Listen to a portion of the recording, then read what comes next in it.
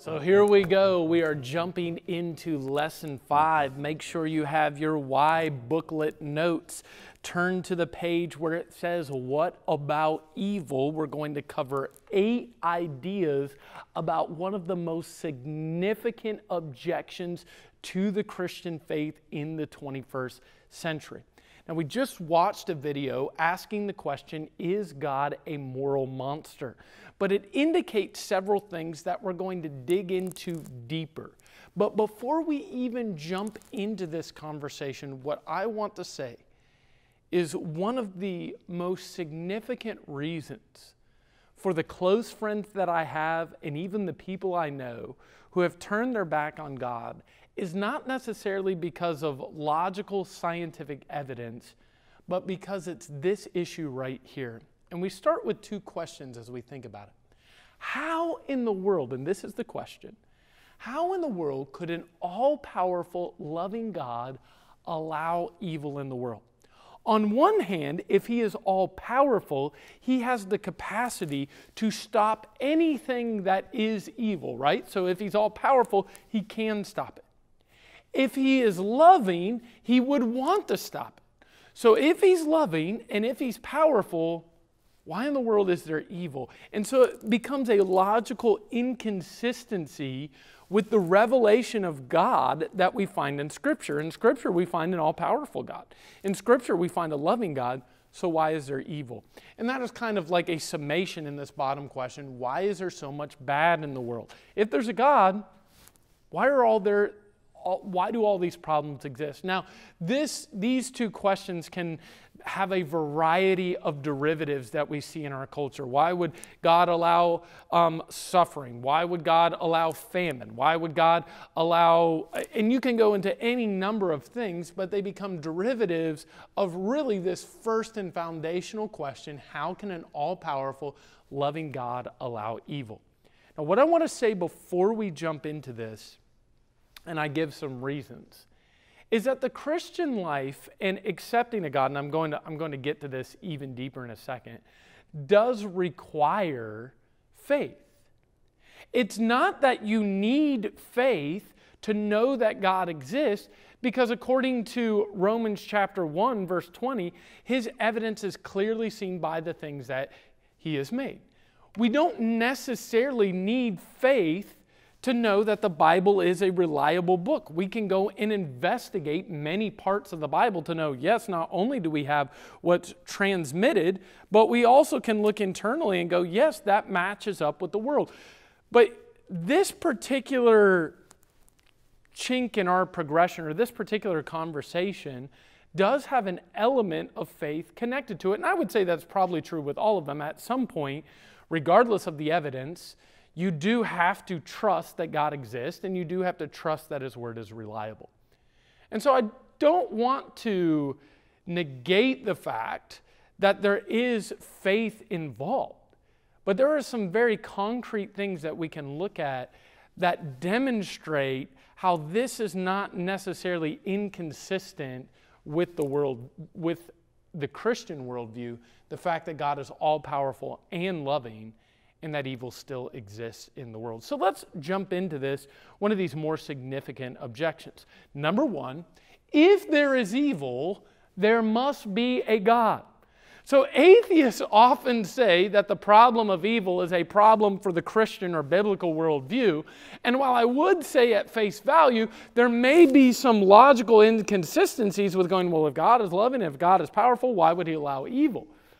But if you are making that claim, you're making a far more significant claim that totally underwashes or undercuts the concept of atheism, and that is this. If evil exists, then there must be good. If good exists, there must be God.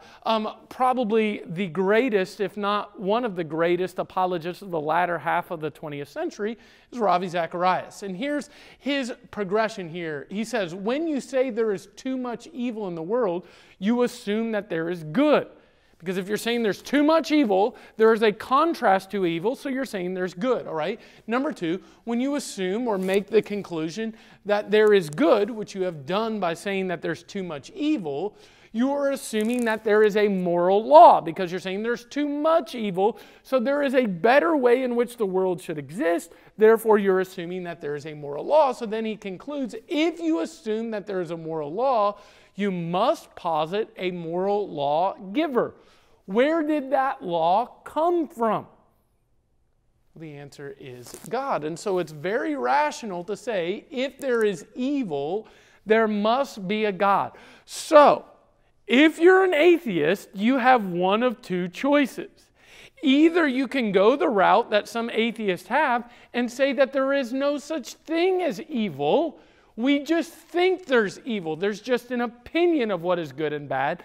But in that worldview, you have to say things like the Holocaust, or like a horrific rape, or like genocide that occurs around our world. You have to say that all of those things are not evil. We just think they're evil.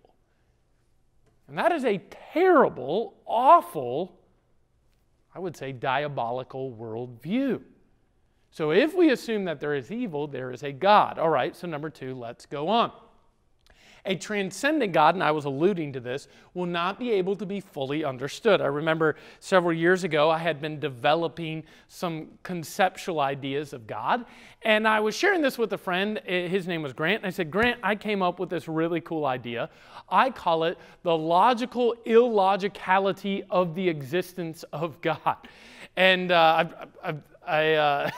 you say, well, what does that mean? Well, first of all, the logical illogicality of the existence of God means that it is logical to assume or come to the conclusion that God exists. So that's logical. And we've actually gone through these earlier in lesson 2, we gave evidences for the existence of God.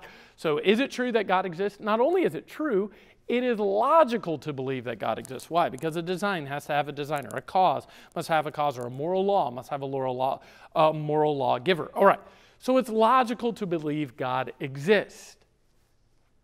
But secondly, if we are believing in a transcendent God, it is also logical to believe that some of the things God does, I will not be able to fully understand. They'll be illogical to me. So what I said to my friend Grant is I said, Grant, it is logical to believe God exists, and because God is a transcendent being, it is also logical to believe that some of the things God does in the world that we occupy will be illogical. And he said, you're wrong. And I said, well, you're a Presbyterian. What do you know? I said, well, then Grant, why are, insert laughter there, right? I said, Grant, why am I wrong? And here's what he said. Nothing about the nature or character of God is illogical. But it may seem illogical to me because I'm finite. This is the great danger of a song like Reckless Love. We may, as humans, look at the love of God and in our finite understanding go, God, you have been careless or reckless in the way that you have behaved. But nothing could be further from the truth. In fact, the Bible clearly teaches us that God knew exactly what he was doing, that he was not behaving recklessly on any level, that God was executing a plan that had been in place before the foundation of the world, according to the book of Ephesians. That nothing that God does is illogical or reckless or crazy or foolish, though my finite understanding may look at some of the things God does and go, oh, wow, I cannot comprehend or begin to understand that. But there's a difference.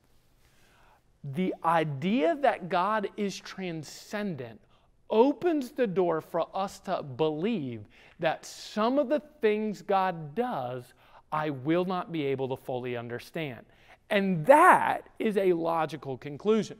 So point number 2, a transcendent God will not be able to be fully understood. All right, let's go with some more though. Allowing evil and creating evil are different. This is one of the hardest things for specifically Americans to grasp their mind around, or to wrap their mind around, or to grasp. Globally, 90% of the lawsuits occur in the United States. So 90% of every piece of litigation and lawsuits that occur in the world are all happening in the United States. The United States is a very litigious nation. We have lots of attorneys. And oftentimes, lawsuits are all about negating responsibility for the individual. So if I've got a friend that tried a case for a woman that worked in the circus, she was at a Kmart, she slipped and fell, and she sued Kmart because she slipped and fell. Now, whose responsibility is it that she slipped and fell? Well, it could be the responsibility of Kmart because there's water on the ground. But let's step back a little further. What if I can't swim? I don't have the capacity to swim, and I walk by a pool that doesn't have a fence around it. And I don't fall in, because I don't trip and fall in. I actually walk up to the edge, it's a 10-foot deep pool, and I jump in. Whose responsibility is it if I drowned? The answer is mine. Now, you could make the argument, well, if they would have never built a pool, then I would have never drowned. That is true. If the pool would have never been built, then I would have never drowned. That's a logical conclusion. However, and then you could go a step further. The people that built the pool knew that in the world that which we occupy, people that cannot swim exist. And the people that built the pool knew that it was possible that someone who could not swim could interact with the water that they're building. Therefore, the pool builders are responsible for the death. And you can make that argument, but that is neither a just nor logical argument. Just because the pool exists does not necessarily mean that it is the pool builder's fault for them jumping in. And this is the argument we're making. Allowing evil and creating evil are two different things. Just because God put a tree in the garden and told Adam and Eve to not eat of the fruit does not necessarily make God responsible for the choice that Adam and Eve made. Let's go on to number 4. God brings a limit to the effects of evil. Now make sure you're following along in your notes, you're filling these in. God brings a limit to the effects of evil. And let me go to number 5 because we're going to tackle these together. God brings a finality to the devastation of evil. So evil in our culture, in our world, in the world that we give, is not infinite, it is limited, and then ultimately God is going to crush and defeat evil one day. Now, it makes sense that the consequences of an action are felt by a child if we're talking about a child and a parent. So a child violates the law of the parent. It is not unkind for that parent to give consequences to the child for violating the rule that the parent has.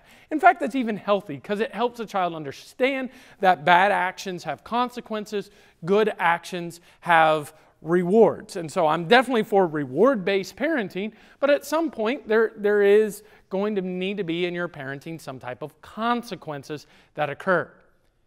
Now, a parent that infinitely executes consequences upon a child is not a good parent. There needs to be a finality to the consequences. And while evil has a negative effect, God has limited the effects of evil. Furthermore, God will crush and ultimately conquer evil one day. One thing that God did to Adam and Eve after they ate the fruit was to kick them out of the garden. And the Bible specifically says why. You say, oh, well, why would God kick them out of the garden? Because there was a second tree in the garden where if they were to eat the fruit from that tree, they would physically continue to live forever. Well, a forever life is a limitless encounter with evil. God has given us the gift of death, which ends the evil in our life. A pastor friend of mine recently, his wife passed away from cancer. I'll never forget as they stood at the opening of his wife's funeral, and he said, Becky has gone from the land of the living, she's gone from the land of the dying into the land of the living. It's one of the most beautiful reflections of a biblical worldview that as Christians, because Jesus has died, we can live also. That the effects of evil are not forever. And if you're walking through difficulty or health difficulties with any person, we know for a fact, we know scripturally, that the effects of evil are not forever. I'm coming up now on the 4th anniversary of a very traumatic injury that I had to my brain. And it has damaged the cranial nerves that control my eye movement and the way that I process light. So in fact, even recording this, what we're recording right now, is actually very, very painful. I was talking with a friend a little while ago, and he asked about some of the prognosis for my progression and my injury. And he asked what the doctor said, and I'll never forget telling him, I mentioned his name, I said, James, I said, it looks like the doctor has said I'm kind of stuck like this forever. In other words, it looks like you've kind of progressed as far as you can, and you're going to have to deal with this. I'll never forget James looking back at me, and he said, Ben, not forever. It was such an encouragement to me and such a scriptural truth that while there is evil in this world, God brings a finality to the devastation of evil, that one day, because of what Jesus did on the cross, my eyes will work appropriately again. And until that day, the truth of His Word and the hope of the gospel is my vision in this life. God brings a finality to the effects of evil, but we continue on. Contrast provides understanding. Contrast provides understanding. We cannot know love without hate. We cannot know peace without turbulence. And we cannot know good without evil. Understand, if you have ever been in a place, like right now, just where you're sitting and watching this, I want you to imagine one of the most peaceful places you have ever experienced in your life. Maybe that is, for my wife, it probably would be getting a massage. Maybe that's going to the beach when you're all alone and the waves are just coming in. Maybe that's up in the mountains, or maybe that's just a place in your house where you shut the door and all the noisy kids are on the other side and you're able to just pause. It's peaceful. When you experience that peace, notice that you understand peace more emphatically, more authentically, to use that term, in a more real way, because you know the opposite of peace, which is turbulence. And while there is a lot of brokenness that has entered into our world, we understand the goodness of God, the love of God, the righteousness of God, these beautiful, incredible characteristics of God far more deeply because of the evil that we have encountered in the world. And so evil has an interesting side to it in which it gives us knowledge, a deeper knowledge of the world that God made. But here's probably the most significant thing about evil, is that God is capable of using evil for a good purpose. Now, here's the conclusion, and sometimes I think Christians get this wrong. God never wants us to pretend like evil is good. In fact, I'm amazed at some of the untrue things about the biblical worldview that some of our Christian music brings out. Some anti-biblical, but there's a song that I encountered years ago called Blessings in Disguise. Now, it is possible that God could bless us and we not realize it. But that is not to say that the evil in this world is somehow God blessing us. It is not a blessing when you get cancer. It is not a blessing when you lose a child to miscarriage. Death is not necessarily a blessing, though God is able to bring a finality to evil. That's not biblical. Pretending like evil is good is not a biblical approach to evil. In fact, anytime we see evil in the Bible, we are supposed to discern it as something that is bad. However, God has a power that transcends even our understanding, so that God is able to use the evil in this world for a good purpose. Let me give you 2 examples. If you've ever had problems with your siblings, you should read the latter half of the book of Genesis where it talks about Joseph. Now, this is significant. Joseph, his brothers, not only threw him in a pit, but literally sold him into slavery. So if you're a young person watching this, trust me, you could have worse siblings. Joseph's brothers sold him into slavery. Years later, after Joseph had saved his entire family's life, he looked at his brothers and his brothers said, "Are you going to have vengeance on him?" Their father Jacob had died. And they're like, "Okay, now that Jacob's dead, are you going to throw us in prison? Are you going to kill us? What are you going to do because we sold you into slavery?" And Joseph, with all his power, looks at his brothers and he said, "You meant it to me for evil." In other words, what you did was an evil act. But he said, but God used it for good.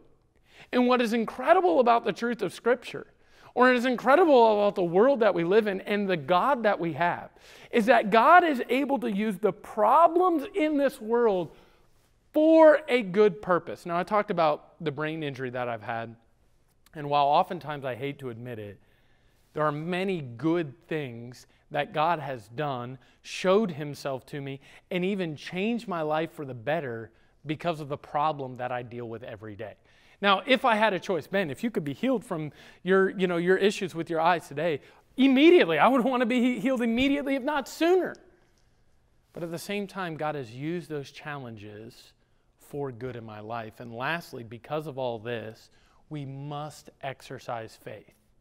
What we must understand as finite followers of God is that what God is up to is bigger than what we know. It's bigger than us. And so God may be at work and we cannot understand this transcendent God. I love the story of Amy Carmichael and understanding the necessity of trusting a transcendent God. Amy Carmichael grew up in the UK, and as a little girl, she wanted to have blue eyes. She had brown eyes. She asked her mother, she said, "Is God powerful enough to change my eyes from brown to blue?" Well, of course, the answer is yes. God has the power to do that. He created everything. If God wanted to change the color of your eyes, He could do so with just His very voice. And so every night, Amy Carmichael, before she went to bed, would pray that God would change her brown eyes to blue eyes as a little girl. Now, can you imagine how cute that is? And in fact, if you were God listening to the prayers of children as He does, wouldn't you want to change her eyes from brown to blue? She prayed every night, and then the next morning she would wake up and go and look in the mirror. And to her great devastation, her eyes would still be brown. Years later, God called Amy Carmichael to be a missionary to the nation of India. What she discovered was that in some of the temples, there were young women who were being sexually trafficked in the back parts of these temples. And so what she did, being a white woman from the UK, is she took tea and coffee grinds and rubbed them on her skin to give her a darker appearance so that she could sneak into these temples. And so she changed the color of her skin, her face, and everything with the coffee and tea grinds, and would sneak into these temples and sneak these young women out, rescuing them from what we call today human or sexual trafficking that was occurring in the temples of India. And Amy Carmichael said this: "As a child, I prayed that God would change the colors of my eyes. But if God would have changed my eyes from brown to blue, that they would have stopped me at the very gates of the temple, and I would have never gotten in to do the work that He called me to do." I can promise you, if you're going through something difficult right now, you may not understand how God can use the hurt, God can use the pain, God can use the evil of this world for His good purpose, if you are willing to trust Him. Because I do believe that one day, as I love the old spiritual song, Farther Along, that one day we will be able to look back and say, "Oh God, I realize what you are doing. God, you were at work in ways that I could not even comprehend. God, you are at work. If you'd like more information from the Center for Truth and Love, I challenge you for a free resource to text the word prepared to the number 33777. You can also go to our website and find more videos on this problem. Why would God allow evil into the world? Just check out our Curious Conversations. I'm Ben Schettler for the Center for Truth and Love, and also for Olive Baptist Church, covering this very important topic of how do I lovingly, carefully, and kindly speak the truth in love, always being ready to give an answer that's so compelling that people are ashamed when they challenge the truth of Scripture. I hope that you will confidently and lovingly speak God's truth in love.